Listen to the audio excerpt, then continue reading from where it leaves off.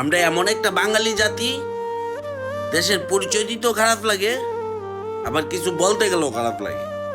দেশে কোনো নির্বাচন আসলেই পাড়া ক্রিকেট খেলা আর না হয় ফুটবল খেলার মতন হয়ে যায়। ধরেন আপনার পাড়ায় বা এলাকায় খেলতে গেছি আমি, এক এলাকার থেকে আরেক এলাকায় খেলতে গেছি, এখন ফুটবল খেলায় যায় বা ক্রিকেট খেলায় যায়, পয়েন্টে আসে। এখন যদি আপনার এলাকায় যায় আমরা অন্য জায়গার লোক হাইরা যাই, হয়তো ফুটবল খেলা খেলতে গেলে না হয় বলি যে রেফারি তোদের এলাকায় টানছে দেখে আমরা হাইরা গেছি, বা ক্রিকেট খেলায়ও যদি তোদের এলাকায় গেছি তোদের আম্পায়ার তোদের পক্ষে টানছে, সেম ঘটনা এটাই হয়। নির্বাচনের সময় হয়তো নির্বাচন কমিশনারের নাম পড়ে, আর না হয়তো দুর্নীতি করে শেষ করে ফেলাইছে।